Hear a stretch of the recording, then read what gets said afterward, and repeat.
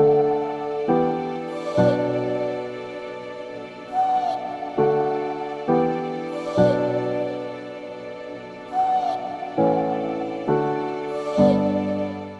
South Today Bulletin, proudly brought to you in association with MoleMap, the skin cancer detection specialists.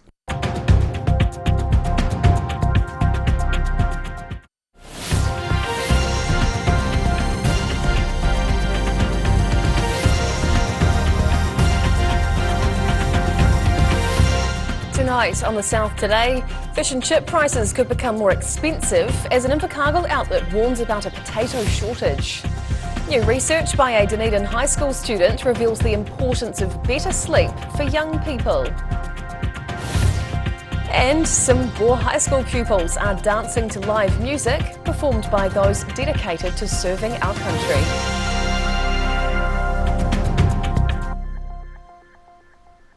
Kia ora, good evening, I'm Hannah Wilkins. Friday night fish and chips is a staple of the average Kiwi diet, but that could now be under threat. One Southland takeaway owner has been warned it's just a matter of weeks before her supplier runs out of frozen fries, causing panic for their future. Turning up the heat on the humble potato chip, as shortages are warned to be just around the corner. The owner of Bluff's Galley Takeaways, Diane Williamson, has been told she has just 4 weeks before her supplier runs out of frozen fries. This comes off the back of chip prices skyrocketing recently, leaving the Southland chippy upset with the sudden scarcity. Pretty disheartening, but it's not just isolated to myself. I think of all business owners, that own the hospitality industry will be all feeling it. However, Potatoes New Zealand maintain this year has seen a record crop in the South Island, believing the warnings may be market forces at play or just a localised wholesaler issue. A chippy in Dunedin says the warnings aren't uncommon, recalling at least 4 in the last year, none of which came true. Williamson says she's always tried to source local, but the recent uncertainty has her now looking overseas. It's just something we just have to absorb and keep smiling, and hopefully these summer days will, come on through, and, summer will be here and the tourists will come. Fish and chips are an important weekend tradition for a number of Kiwis, with many hoping the shortage is just another scare and the chips can just keep on coming. In Bluff, the South Today. Lab workers across the South Island and lower north are getting ready to take to the streets this week, striking over better pay and conditions. The industrial action comes after another unsuccessful round of negotiations with employer Awanui Labs, with the company offering an extra $3,500 on top of the base salaries of workers. But the Apex union says the revised offer is less than that previously offered to Awanui senior staff. The private sector laboratories account for more than 70% of testing in New Zealand. Rolling strike action is due to take place across 4 days over the next fortnight, with pickets planned in Invercargill, Dunedin, Christchurch, Nelson and Wellington. Getting a good night's sleep is something everyone can benefit from, but some new research suggests young people may actually need a bit more. It was a young Dunedin high school student who conducted the study, winning a top science prize for her hard mahi.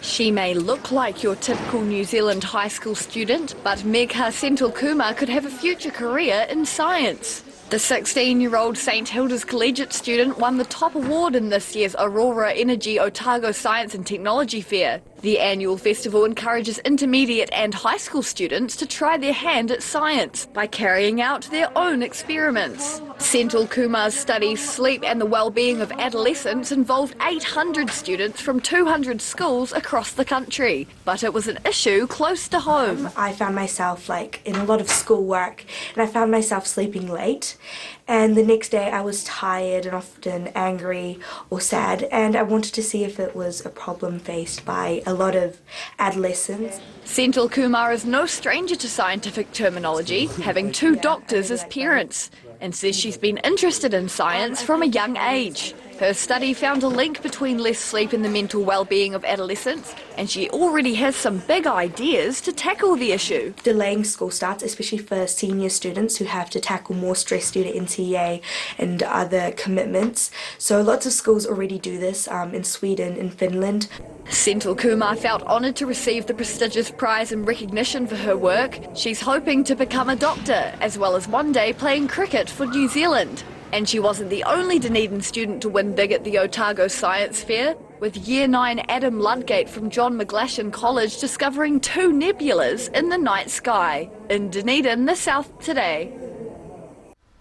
National MP Michael Woodhouse has spoken up for the first time since quitting the party's list. He said he believes efforts to assemble a more diverse list was a contributing factor to his low placement. The Dunedin-based National Party candidate spoke with the Otago Daily Times this week following the surprising news. When it came to compiling National's list for the election, he claimed there was a contest between diversity and experience, and diversity won. Leader Christopher Luxon revealed National's list at the weekend, highlighting an increase in diversity, with more females and candidates with various ethnic backgrounds in the top 40. Woodhouse's actual list placing hasn't been revealed, but he said he decided to leave the list after being unhappy with the ranking offered. However, the MP told other media today he believes some of his comments in the ODT article may have been taken out of context and is disappointed with aspects of his portrayal. A wintry blast from the past is making its way to Dunedin, celebrating 70 years since Sir Edmund Hillary's historic feat of climbing Mount Everest. Te Hura Otago Museum visitors will soon have the opportunity to see a part of Sir Edmund Hillary's legacy, displaying artefacts that travelled nearly 9,000 metres to the summit with the mountaineers. Some of his belongings being showcased are his passport, Animal coffee cup and Kodak camera, which museum staff are surprised are still in such good condition. Sir Edmund's late wife had the objects scattered around the country, leaving the Otago Museum grateful to be gifted these priceless pieces of history. We're pretty lucky to have them here, and we're excited to put them out potentially at the end of this year, and so the public can come along and see some of the items that we have. The Otago Museum will showcase the historic mountaineers' belongings in the People of the World Gallery, which is set to be open to the public in October. In Dunedin, the South Today. East Gore children were treated to a live performance of some classic tunes by those who are dedicated to serving the country.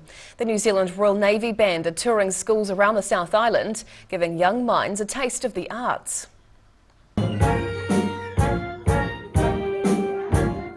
Playing the tune of some famous pop songs as the New Zealand Royal Navy Band takes centre stage. The band travelled to East Gore School last week as part of their South Island school tour, grabbing pupils' attention with some familiar theme tunes. Music director Michael Dorwick says the tour's a great opportunity to introduce the school children to the many unique opportunities offered in the Navy. As a band, we love to come down to wherever we can in the regions to tell the Navy story and get out and meet the local community. They use their musical talents as a way of spreading awareness of the Defence Force's work, keeping peace and security in the nation's waters. The military group travel around the South Island every couple of years, playing to a wide range of communities. We don't just visit schools, we go out to local public arenas and get a chance to play for them as well. East Gore School pupils clapped and danced along to the Royal Navy's performance, while also learning about new instruments and the significance of the country's Defence Force. In Gore, the South Today. Yakane, still to come on the South Today. Skating options could be about to change in Dunedin as a businessman toys with a smart idea, and some bold SPCA claims may lead to better policing of neglected dogs.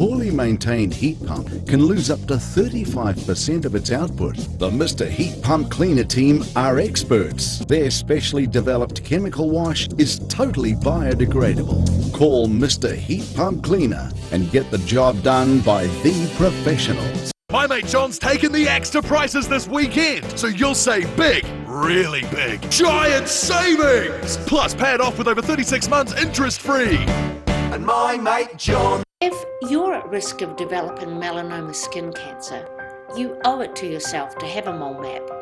Mole map is coming to your area. Phone today to make an appointment. It could save your life. Aero, used by Australia's top bowlers with their unique Z-scoop grip that redefines the game. Machined with robotics for unparalleled accuracy, Aero, same line, every time.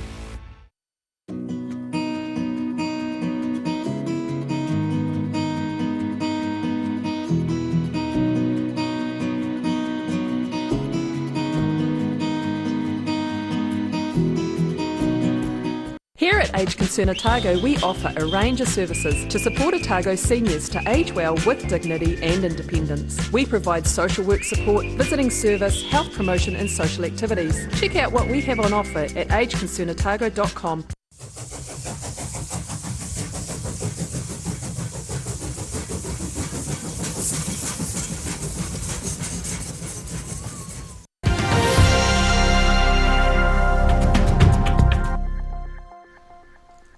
Tēnā koe, welcome back. Skateboarding and Dunedin's wet weather isn't exactly a good mix. So what if there was a way to practice tricks without getting soaked? Well, one local businessman, you can't tell a kickflip from a half pipe, but he's taking the plunge on a community project in an effort to keep skaters dry. Carving up the concrete outside in the hope of one day carving up the wood indoors. Dunedin has a new community project in the pipeline with plans for an indoor skate park to provide shelter and more obstacles for skaters getting underway. Business South customer navigator Danny Healy says he's never been much of a skater but decided to take on the new endeavour after talking to his skate enthusiast nephew. I was having a chat with my nephew Lewis and he mentioned he was interested in setting up an indoor skate park, and I thought that's a great idea. He believes Dunedin's current skate parks are good but limited facilities, with the city's unpredictable weather often leaving skaters out in the rain. And then we have a very large skateboarding population in comparison to a lot of other cities, and I sort of just got the idea from skating with my mates, and you'd set plans and the next minute you got to cancel just because of the weather here. Yeah. The indoor skate park is still in the community building phase, with Healy keen to work with Sport Otago, Pavement and the Dunedin City Council to roll out this new project. In Dunedin, the South today. Well, this next story may have content which some viewers find distressing. The SPCA claims the government is dragging the chain on improving the lives of thousands of dogs which are tied up or confined. It's launched a new campaign aimed at getting more powers for animal inspectors. Break the chain. This campaign by the Society for the Prevention of Cruelty to Animals is asking for support from dog lovers. The SPCA says each year hundreds of dogs in Christchurch and thousands around the country are chained up or confined for long periods, which affects the animal's physical and mental health. As dog numbers increase, it's becoming more common as well. There's heaps of dogs and puppies around at the moment, so it's something we're seeing on a daily basis. The SPCA is calling for public support for an online letter to the Minister responsible for animal welfare. It's calling for stronger powers around dealing with dogs which are permanently tethered or confined. Existing laws make it challenging for SPCA inspectors to intervene, unless the dog is visibly wounded, suffering from lack of food or deprived of shelter and water. Where things are really serious and often there's other problems as well as the tethering, we have got tools that we can use, but we need more. We want to be able to address just those long-term tethered animals that, you know, their welfare is miserable, they're not getting off their chains or their tethers, and the emotional damage alone is awful for these dogs. They really suffer on a daily basis. The Animal Welfare Agency says progress appears to have stalled after new animal welfare regulations were drafted and put out to public consultation earlier this year. The SPCA plans to send a signed letter to the Minister next month, urging the government to take action to address the problem. In Christchurch, the South Today. And now recapping tonight's top stories on the South Today. Bluff's Galley Takeaways considers looking overseas for their chips due to concerns about a possible potato shortage. Dunedin High School student Megha Senthilkumar has earned a top science prize for her study on youth sleeping patterns. And the NZ Royal Navy Band put on a live performance for East Gore pupils as part of a tour of the South Island.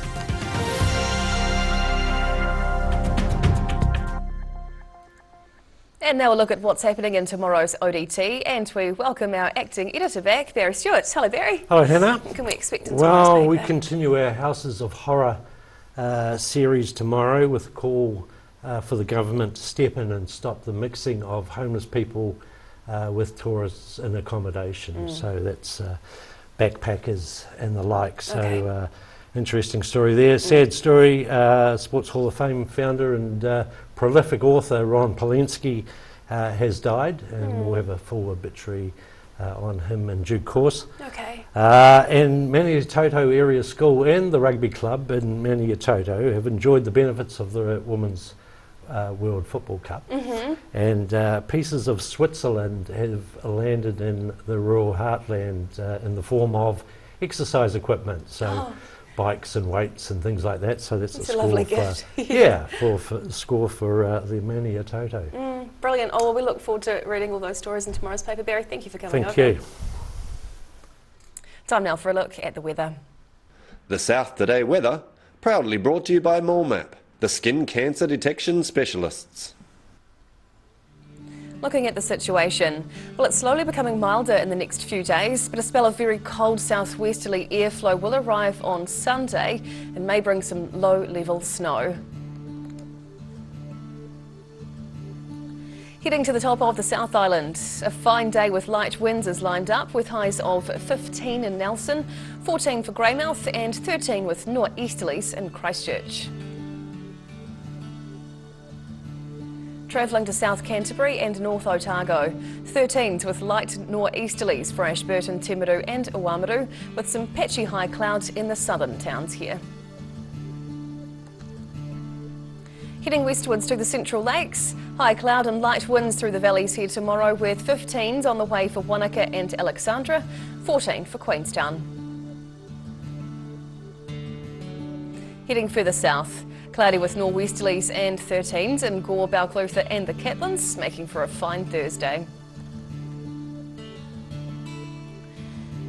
And across to Invercargill, cloudy and down to 7 tonight in town. Then expect a few days of cloudy skies with westerlies and 13-degree highs for the final days of the regular working week. And finally heading to Dunedin, down to 3 degrees with cloud tonight. Then tomorrow and Friday look lovely with a mix of sunshine, high cloud at times and northeasterlies with 13-degree highs.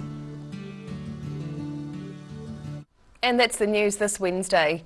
For the latest news and videos from the southern region, head online to odt.co.nz. You can follow Channel 39 on YouTube to catch our news bulletins on demand. We're also on Facebook. Just search for The South Today NZ to see our favourite stories from around the regions. We'll see you again tomorrow. Ka kite o pōpō.